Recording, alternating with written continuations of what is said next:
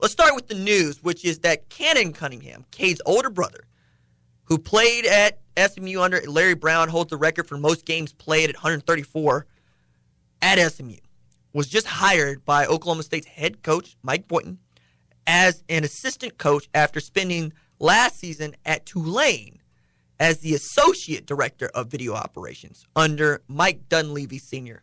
All of a sudden, we got names. Now, the thing that Cannen Cunningham seems to do very well is help develop players, right, and do the relatability thing. Like, the comp in the NBA right now would be Jason Kidd. Okay, he is a very good number 2. He probably ends up being a number 1 somewhere pretty quick, pretty soon. But now, we're talking about not just his strong basketball knowledge, not just his general understanding of how to build out college basketball rosters, but this dude that spent significant time coaching Drive Nation and Texas Titans, which are grassroots programs that you should know if you're following high school basketball at all. But his brother, his younger brother, Cade, is a 6'7" point guard. Plays in Texas at Montverde Academy. Or she's from Texas. Plays in Montverde Academy in Florida. That's my bad. He's one of the best high school prospects in the country. He's number 2 in the most recent ESPN 100 rankings because his spring was that good. He played for the Texas Titans at the EYBL and averaged 25 points, 6 boards, 5 assists through 12 games. Now, again, peeping game. Jeremiah and Evan Daniels knew something you didn't. They crystal balled Cade Cunningham to an Oklahoma State program that went 12-20 last year and ain't been to the dance. Like, they ain't been put on the dance card, like the big dance, the March big dance card past the first weekend, since I was a junior in high school. I turn 32 next month, for perspective. 247's, again, number 3 ranked player in the country. Now, the trend of programs, especially at the high major level, hiring relatives of highly ranked prospects has grown substantially over the last few years. Matter of fact, our own Chuck Stickle was asking me, like, yo, man, is this regular? It's like, yeah, man, this is regular. Washington and then Missouri hired Michael Porter Sr., father of Michael Porter Jr. and Jonte Porter, right?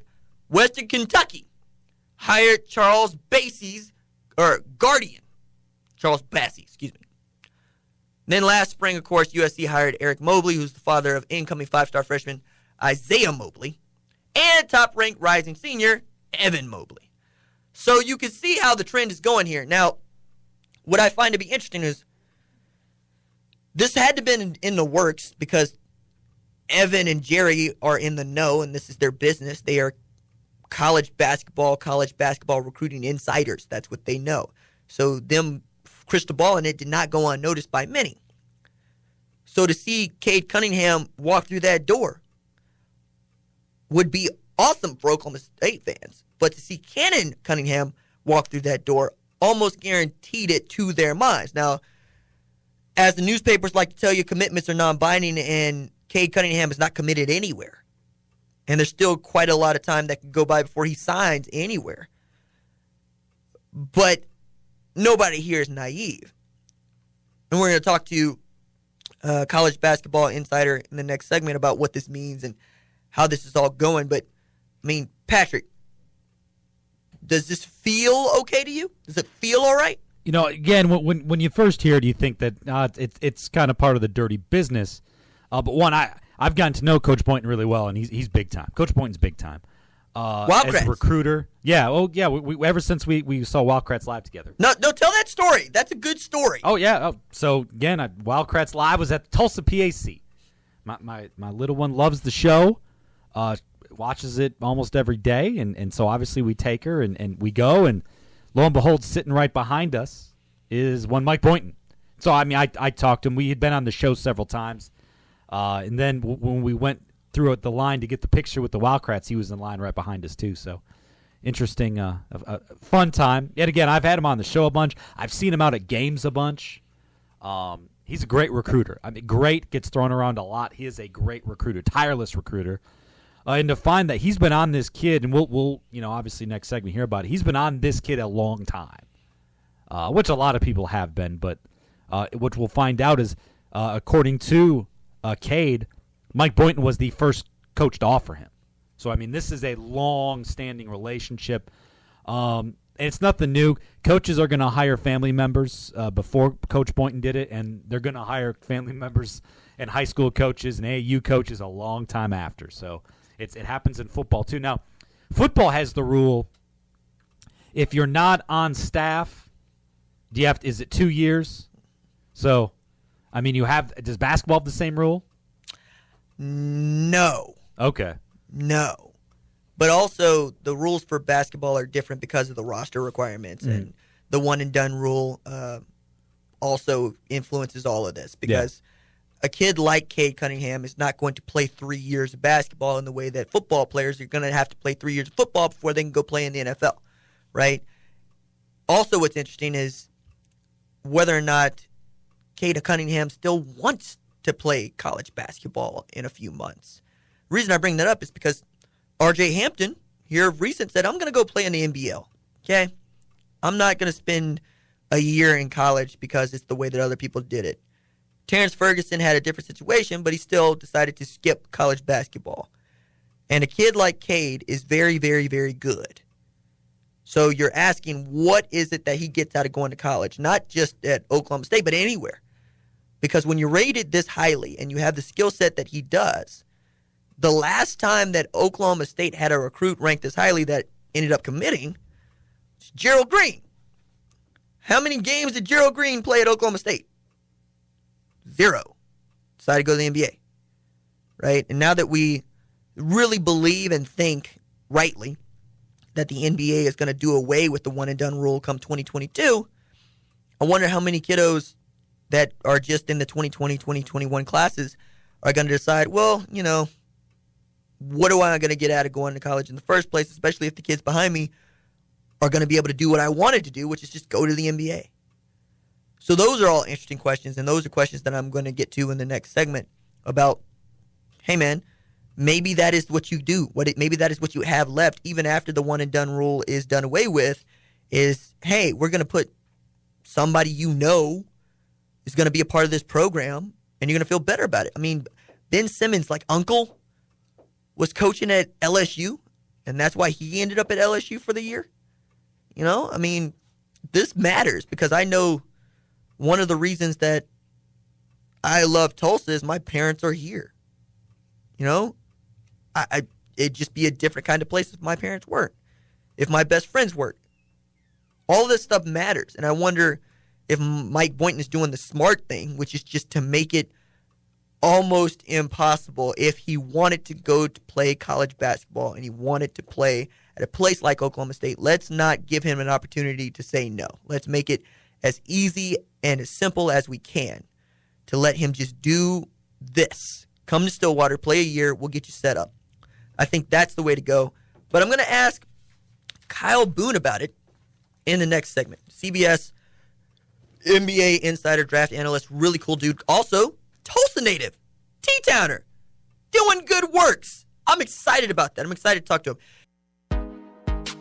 Coach Boynton from Oklahoma State was the first coach to ever offer me. He was an assistant whenever he offered me. And then he stayed consistent throughout. So we built a really good relationship. That is Cade Cunningham, younger brother of Cannen Cunningham, who just took the job as an assistant at Oklahoma State, joining the men's basketball staff. We have now with us Tulsa native and CBS NBA Draft College Hoops insider Kyle Boone. Kyle, what's going on, man? Tulsa native. I like it. I'm doing well, man. Thanks for having me on. No, man, I appreciate this. Now, I wanted to ask you, how do you think that this hire influences Cade Cunningham's decision to play college basketball, not just at Oklahoma State, but just in general? I think we just heard audio of Cade Cunningham talking a little bit about it. And Cade is probably going to play it down. I don't think he's going to say, well, OSU just hired my brother. I'm definitely going to go play at OSU. But it's possible that OSU just hired his brother, and he's going to play at OSU. I think it has a huge influence on him, and he's an older brother. He's an influencing figure in his life. And I think, the comfort level that he has with his brother can't be overstated. I think that says a lot about their relationship, and the fact that OSU hired his older brother, I think, is going to pay dividends for OSU. Now, producer on the show, Patrick, who you talked to, mentioned that, hey, Boynton has been on Cade for a very long time, like a lot of folks. And in this age of the family members, guardians of some of these top recruits being hired on by coaches at other places, how should we view this? What is the lens to see this through? Because it's hard to just see it as, hey, we hired a good assistant coach who was once the associate video coordinator under Mike Dunleavy. Now it's going to be couched by many, especially outside the Oklahoma State program, as, hey, you just hired a guy to get this kid to come to your campus. Yeah, I think you could view it in a few different ways. I think you definitely have to keep in mind that OSU was the first to offer him way back in the day before he was as big a recruit as he is now. I think 247 Sports ranks him as the number 3 prospect in the 2020 class. So this guy could be the highest-rated commit to ever come to OSU. Boynton offered him when he was an assistant at OSU when Brad Underwood was the head coach. So I think that familiarity, that relationship that has been forged over time with Boynton and with Cunningham's family absolutely matters.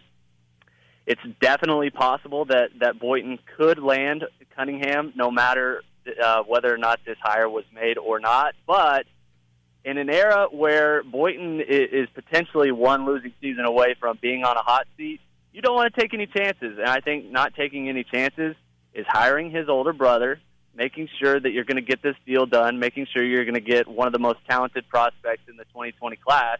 He essentially bought himself an extra year, maybe 2 years, and potentially is changing the culture at OSU. Boynton has certainly done a lot to get a lot of folks on board with what he's doing and how he's doing it, despite the 12-20 season. And I think that all needs to go into what you're talking about. But I also, we're coming out of a time when college basketball was literally on trial federally. And one of those coaches was involved at Oklahoma State. What kind of character is Oklahoma State getting in Cannen Cunningham, aside from his little brother? Yeah, I think there's no worries there. He is so inexperienced that it's possible that he's not fully aware of kind of the dirty landscape that precedes him. Lamont Evans was involved in some of that nasty stuff. USC was involved with some of that nasty stuff. Auburn. There are a number of high major programs that could be looking at some NCAA sanctions in the near term because of some of that stuff. But Cannen, for the most part, he's kind of a blank slate. He played at SMU less than a decade ago under Larry Brown. He has experience as a video coordinator, essentially, at Tulane. So you're talking about a guy who's still probably in his late 20s, and for the most part, he's not really aware of what it's like to be an assistant coach. I think he's going to get his, he's going to learn a lot at OSU. He has experience in the DFW area. I think he's going to be a solid recruiter because he is so young and can relate to some of these guys. But for the most part, we just don't really know much about Cannen at all. Right. With the one-and-done rule being basically, we think, done away with by 2022, and watching R.J. Hampton go to the NBL, do you think there's still some fascination with, especially this group into the 2021 class of let's say the top 10 recruits in college basketball in 247 Sports Composite in the ESPN rankings about going to play professionally for that 1 year, like perhaps Cade Cunningham could do? What would be the thing that would keep, in particular, let's stick with Cade Cunningham, thinking about college basketball at all? Yeah, I think Cade is going to play college basketball, and I think I'll use Zion Williamson as kind of a recent example of this. Zion was not the number one prospect coming into college, and now he went to Duke. He had a massive platform, and he certainly became that. And I think he became that early. But had he gone to the NBL and played overseas, like in China or Australia, like you mentioned, I don't think we're talking about a guy who was the surefire number one pick in the NBA draft. So the exposure that college offers, obviously they're not going to get paid unless it's under the table, which we're not going to talk about.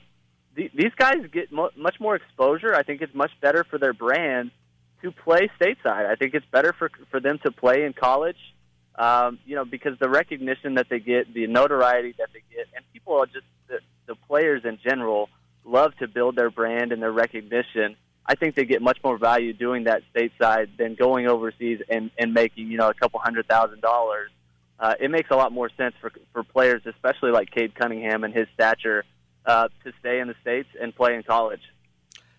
What is Cade's game as a 6'7" point guard, which is an enormous point guard? What is the comp for him in the NBA as you see it? In my eyes, I think the most natural comp is maybe a slightly smaller Ben Simmons. I think he can shoot a little bit better than Ben Simmons. Obviously, I think that's the one knock on him, and probably the one thing that's kept him from being a multi-time All-Star is the guy can't shoot past like 5 feet out of the basket. But that is not Cade Cunningham's game. He can shoot it from anywhere. He can create his own shot off the bounce, off the dribble, off the catch. He's a decent three-point shooter. But you're talking about a guy who has the size of a small power forward or even a normal power forward. Zion's 6'7", and he is a power forward, and he plays point guard. So Cade is a unique talent in that his size and skill set really does not suggest that he's a point guard. But yeah, he's definitely a point guard. That is Kyle Boone, college basketball and NBA writer for CBS Sports, Pistols Firing alum. Shout out to Kyle Porter, and Tulsa native. Man, I saw that 918 area code, and I was like, yes, we are doing big things. Hey, man, I appreciate your time. Thanks for this. Yeah, anytime, RJ. Thanks, man. Very cool.